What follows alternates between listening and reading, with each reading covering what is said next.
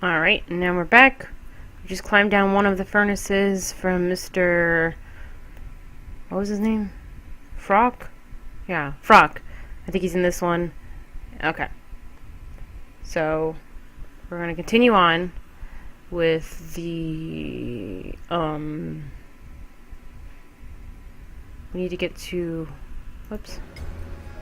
Alright, there we go. We need to get to the roof again. I don't think I need to go in there. That's the wrong one. Sorry. Roof.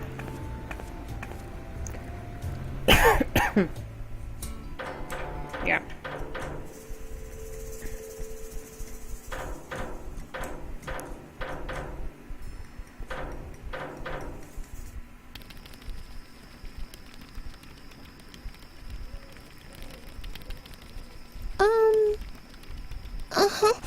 It was hopeless. The man in the bee costume couldn't hear Lily from there.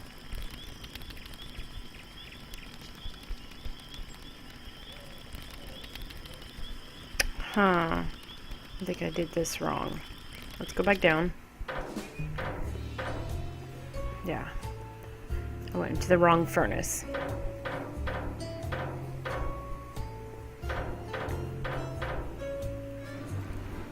I need to get into this one.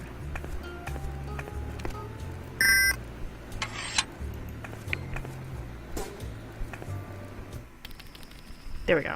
Okay, now we're gonna talk to him. Hello, stranger. Before you say anything, please take a deep breath.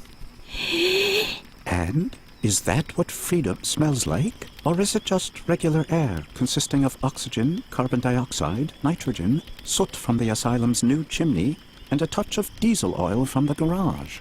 I don't want to seem melodramatic, but I'm somewhat skeptical about this so-called freedom. Ever since Dr. Marcel started neglecting his duties as head of this asylum, it's us, the patients, that carry the burden of creating our own boundaries. And before I'm able to measure up to this freedom, I do have to ask myself a few things. Maybe there are such things as good boundaries. And even in an ideal case, can I really decide where my own freedom starts and stops? It so happens that no one is preventing me from leaving the asylum. Does that mean I'm free? Can I just fly away, spread my wings, and leap from the asylum roof? The urge is there. Just like any bee, I long to buzz across fields of flowers collecting honey. But I'm still fighting it. Something about this freedom stinks. Okay, so we're gonna unlock the fire and give him the scented candle.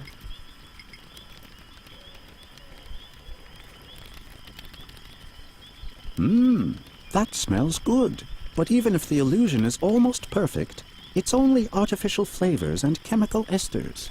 An almost perfect illusion, but not real.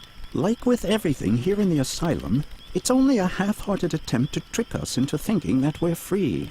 And now that no one is stopping us from leaving the asylum, it provides us with a welcome excuse to refuse to leave. Right you are, stranger. I'm just running away from my responsibilities. The responsibility to myself, to accept the deal that the world out there has offered me. I thank you. I've made up my mind. I can't just sit around here doing nothing anymore. I should buzz across fields of flowers and collect honey. Toodaloo, asylum. Hey-ho, freedom.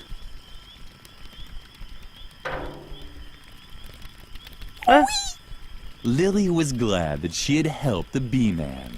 Soon he would be in a better place. Okay. Wherever the man in the bee costume was now, he apparently didn't need a scarf. Take that. And then Moths fluttered around the dim light of the lamp. They were apparently searching for food.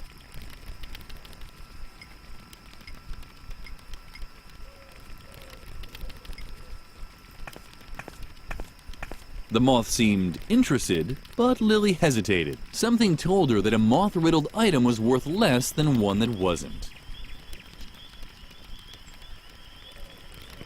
My walkthrough says use the silk scarf on the lantern moths to get torn silk scarf full of holes. Oh. Perhaps Mother Superior had been... Lily just had no affinity. We're going to put that back. We're going to take this one. Lily had often wished to go to the zoo to feed the animals. It was even more beautiful than she had imagined.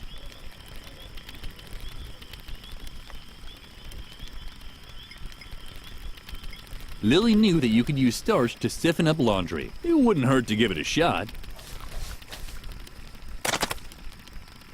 Well, who said it? Now Lily had a stiff towel with holes. Go back down.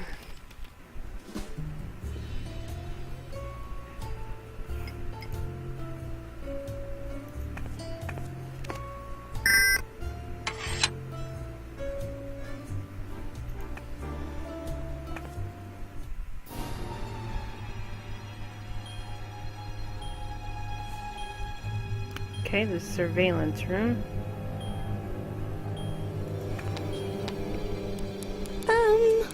Yikes! What are you doing here? Are you actually dead?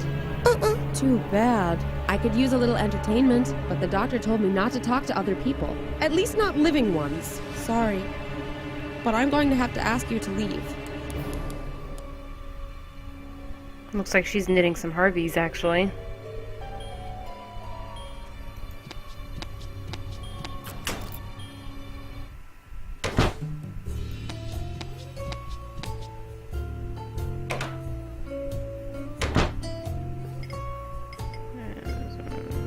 This one.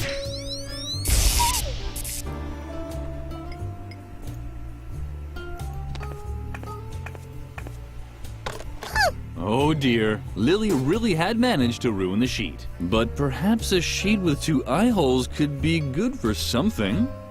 Like a ghost to talk to that girl.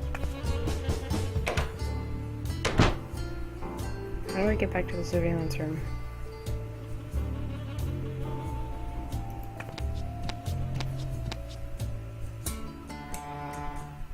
Oh, I need to go in there.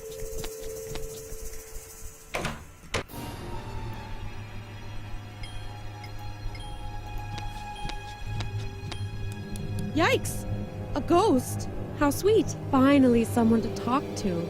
You have to help me. Dr. Marcel is wrongfully keeping me here in the asylum. Isn't there anything that you and your ghost buddies can do about it? Curse him? Deprive him of his sleep? Drag him into the 7th circle of hell and torture him for all eternity with red-hot needles? Oh, come on.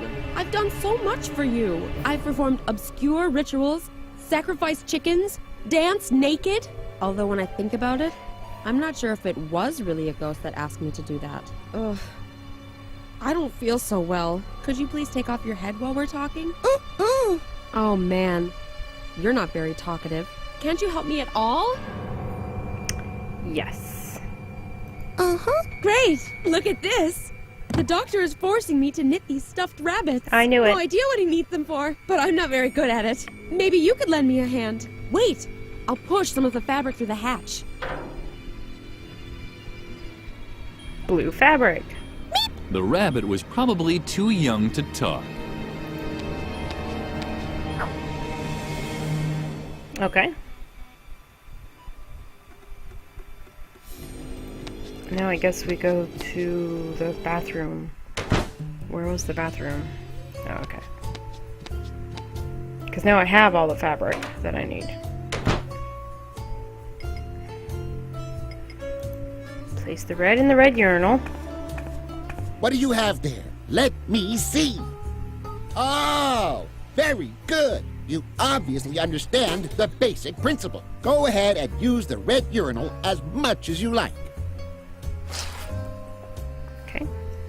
Then we use the green pillow from Droggle Jug in the green urinal. What do you have there? Let me see. Oh, very good. You obviously understand the basic principle. Go ahead and use the green urinal as much as you like. Okay.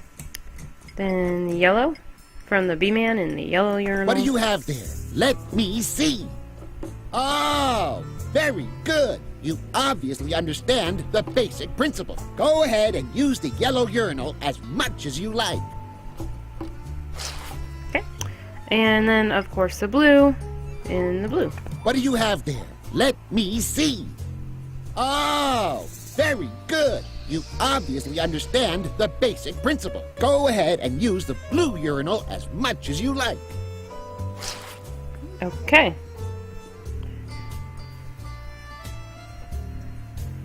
So, role-playing round players. Dislike of food on their pizza. I'm reading this from the walkthrough. There are 4 colors to be itemized for each player: blue, yellow, red, and green. 4 toppings for the pizza of the players. So,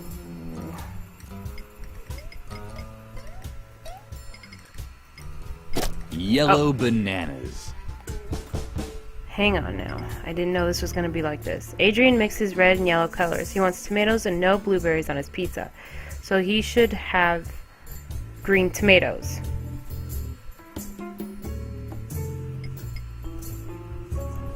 Red tomatoes. Wait a minute. Not quite.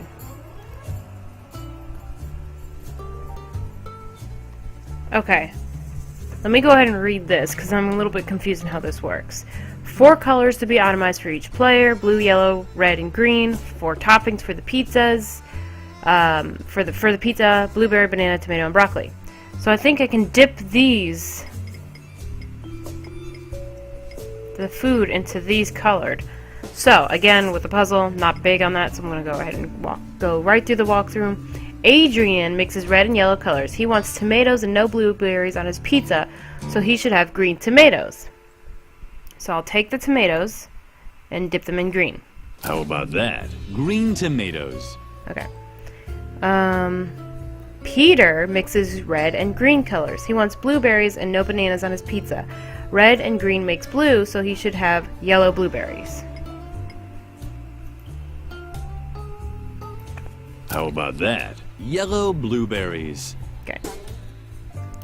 Petra mixes yellow and green colors. She wants broccoli and no tomatoes on her pizza, so she should have blue broccoli. How about that? Blue broccoli. And Druggle mixes green and blue colors. He wants bananas and no broccoli on his pizza, so he should have red bananas. I would have never gotten that How one about myself. that? Red bananas. Okay. So I dipped them all. Now we're gonna look at the pizza again. Oops. Red bananas. Okay.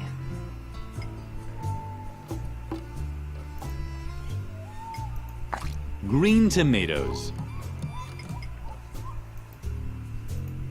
Yellow blueberries.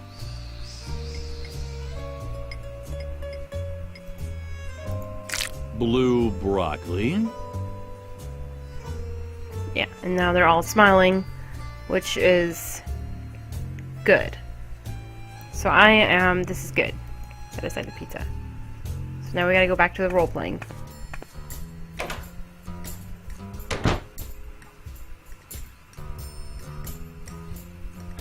Which was where again? There we go.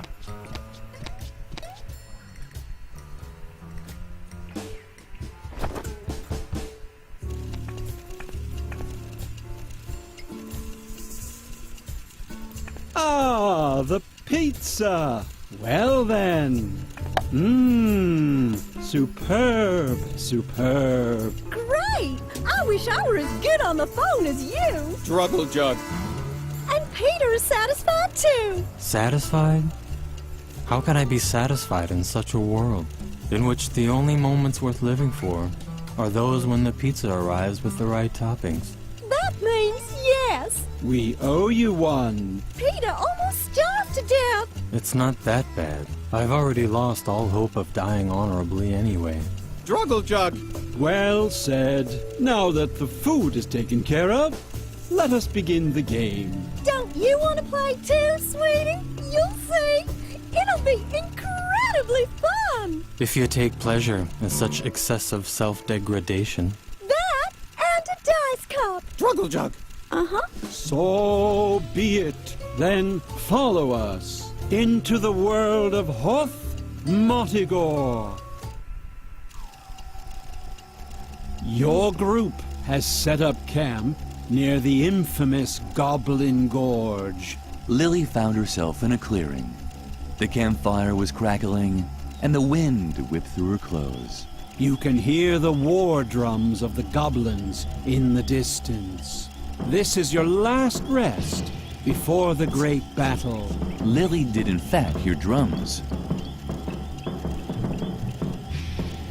An enormous army seemed to be waiting for them in the nearby mountains.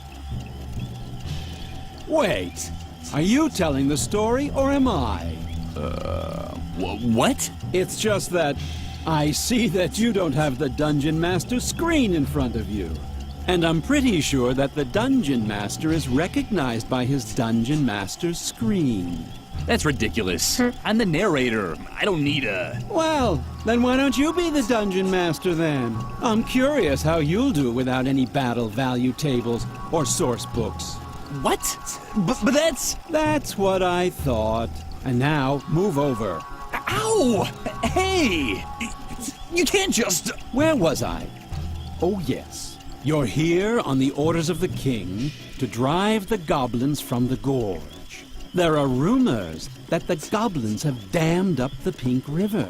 This has turned Hoth Motigor's most important memorial into a reservoir, the Valley of Unpleasant Memories.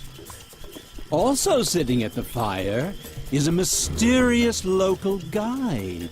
You're tired from the journey, but sleep is far from your mind. Goblin scouts could be lurking anywhere. The black magician Petrula, the noble Sir Drogalot, and the amusing juggler Snippo I want a different role. Shush. are gathering their strength for the battle. Only the Amazonian barbarian warrioress Lilligrim, Huh?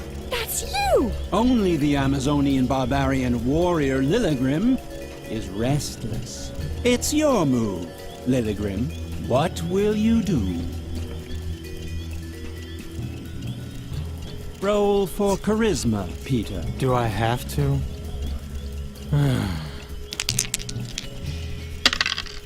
That was to be expected. Snippo is just about the ugliest dope you've ever seen.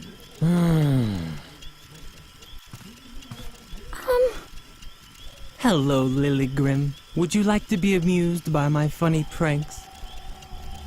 Then watch me. And, are you amused? I didn't think I'd ever say such a thing, but I'd wish we'd go into battle instead of just hanging around here. I'd much prefer a quick, bloody death to this endless humiliation. I'm not afraid of the goblins, if that's what you mean. I'm not worried about being cut into little pieces by mighty goblin swords. And I'm not bothered by the rumors that they wrap the intestines of their victims around thorny spears. For I am Snippo, the funny prankster of the group. Juggle? Yes, it doesn't just look like it.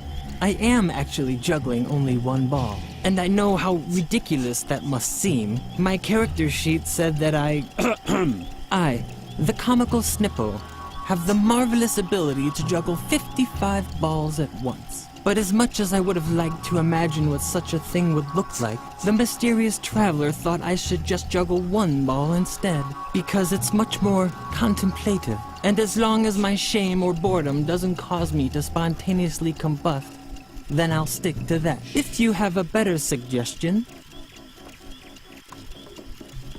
Yeah, sure. I understand. You want to see the trick with the 55 balls? I have to disappoint you. The traveler thinks it's too hectic. And apparently this game is about fulfilling the obscure wishes of randomly appearing cowl wearers. At least this game is sticking to the book. 3? Maybe I'd feel a little less stupid if I try it with 3 balls for a while. On the other hand, I'm a clown called Snippo, and I have a penchant for ridiculous hats. It's probably part of the role that I feel like a moron. Okay, and the 1? Yeah, that fits the picture. Apparently, I'm cursed with having to make a fool out of myself for all eternity. It's just like reality, only with the matching clothes. And no balls? You think I should try it without any balls? Bravo! You found the only way to increase my boredom even more. On the other hand, if I juggle without a ball, I might be able to take a quick nap. No one seems to object to sleeping around here. It's a normal-sized juggling ball. That's all I can say about it. I don't have my compendium of juggling balls with me. Okay. Petrulla sat by the fire and watched the tea kettle. Briefly describe yourself. Well, I'm like a totally powerful wizard and pretty, but also totally powerful. And I'm wearing a robe embroidered with gold. And it's totally pretty, you know? Underneath the hood, I look like totally gothic, but pretty. Thanks, Petra. That's enough.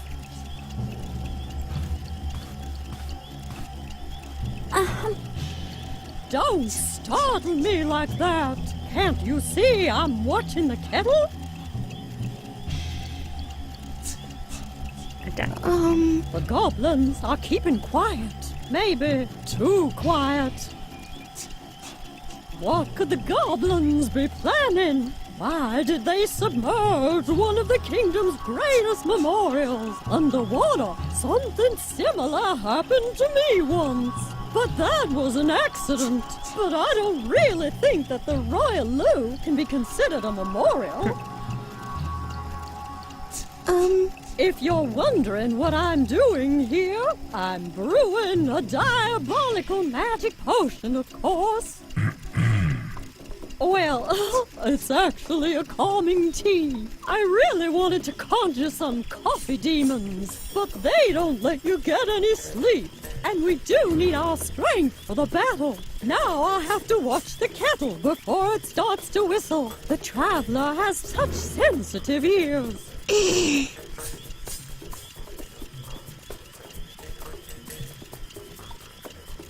Don't you want to sleep? I wonder why. Because I'm really exhausted. Oh, if you're staying up anyway, do you think you could watch the kettle? Yes. Oh, great. Then I can finally get some sleep. As you know, we need our strength for the battle.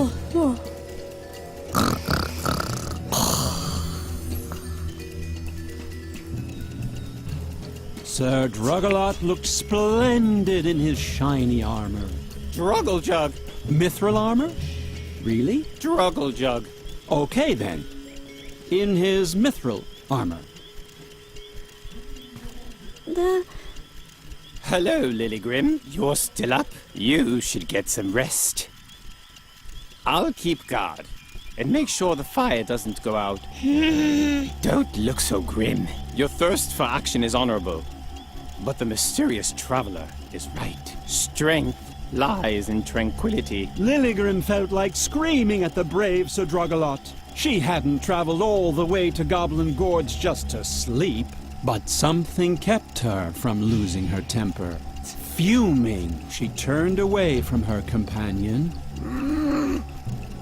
Her eyes fell on the quiet traveler who had listened to the entire conversation. Was that a smile she saw beneath the hood?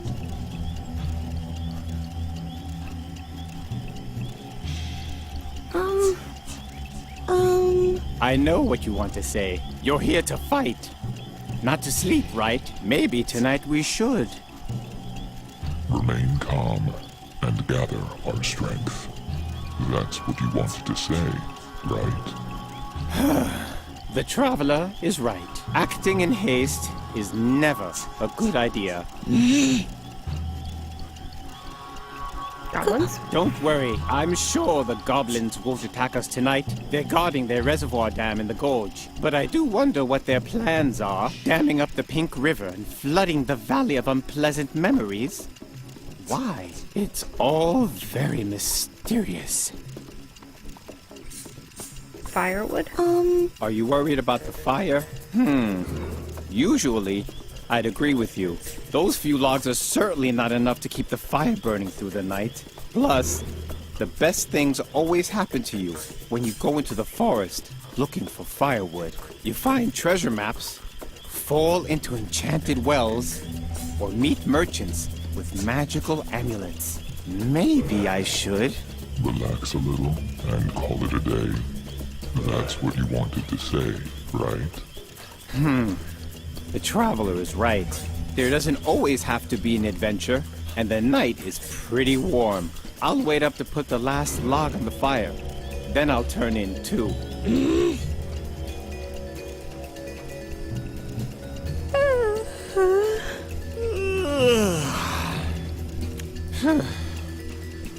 Are you as tired as I am?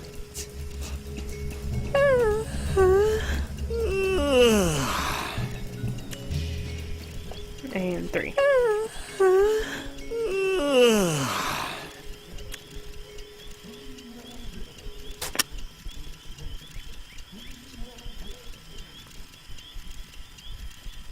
You don't need to roll to figure that out. They're logs.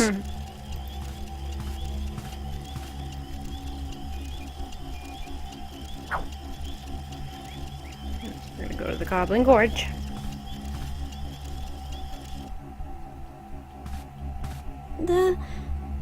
Well, well. Is that the legendary army of Hoth Mortigor? A little girl with braids?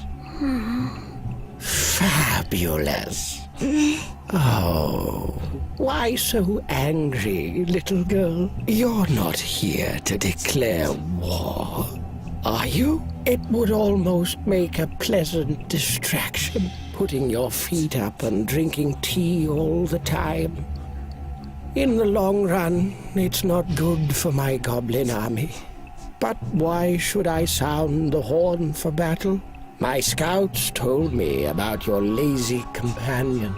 You can't possibly think you can defeat my army with those dopes. I hardly think so. As long as we're not being attacked, I'll stick to the advice of this friendly traveler. Wait and see, and drink tea. Lilligrim was boiling with rage. She was very close to throwing a tantrum, but something was holding her back.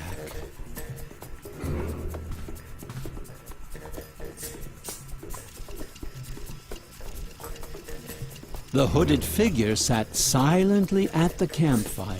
Strange. I can't remember him being in the adventure. Which source book does he come from?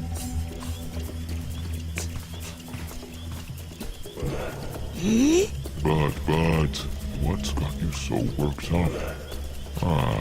Let me guess.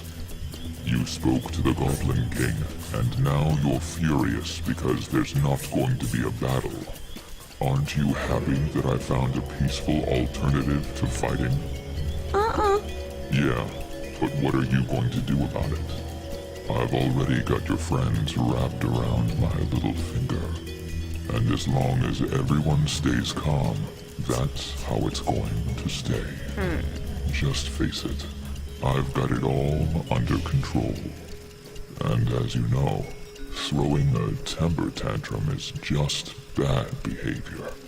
So be a good little barbarian warrioress and take a nap.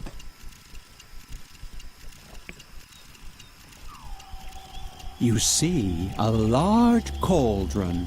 Roll for perception. You discover a safety valve.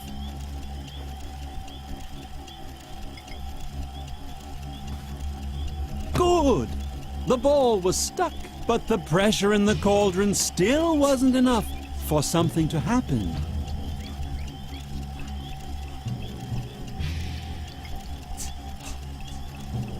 You try to plug the valve with a log that rolled for dexterity.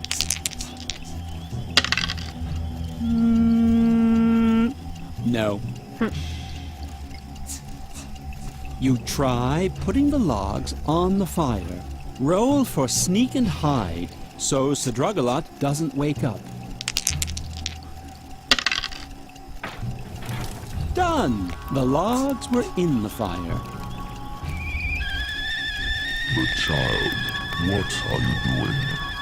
This noise can't possibly be good for the group harmony. Without wanting to rush you, maybe now is the time for controlled, well-considered action. If you proceed with the required calm, I'm sure you'll be able to defuse the situation before there's a disaster. I really must insist. You stop making that sound. Can't you see that you're threatening to destroy the idyllic calm?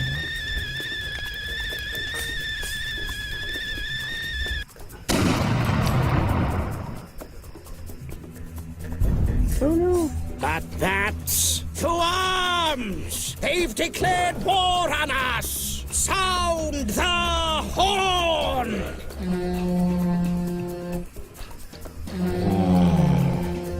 That sound. I have to keep calm. No. Enough. I can't take it anymore. This noise is driving me crazy. I'm losing control. To arms. Someone lost their temper. Finally, the fun part of the role-playing game began. The group stormed the battlefield with no restraint. They were led by Lilligren, who furiously swung her berserker sword in circles. And as the dice rolled in the institution, so did the heads of goblins in Hoth Modagor. It seems it is a good idea to occasionally vent your rage. It was a short battle. The goblins were powerless against the fury unleashed by the group. The plans of the Goblin King were thwarted. Lilligrim found the defeated monarch cowering beneath one of the support beams of the dam. Lily. Poor, foolish Lily. That was a terrible mistake. Lilligrim was still wondering what he meant when she heard an ominous crack above her. Pinku.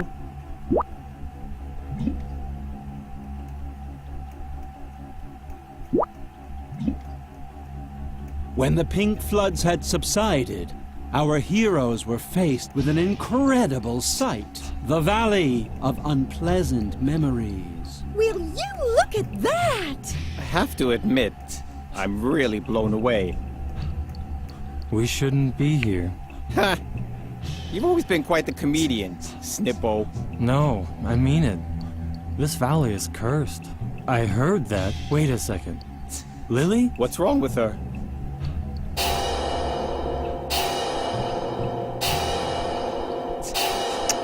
Oh. That's all of the people that died. Yeah. Oh, she's seeing it? She's seeing it for the first time. Yeah. Do we get XPs now? Lily had seen the truth. I'm sure you can imagine how she felt at that moment. You can't? Oh well. Who knows what really goes on in the mind of a little girl?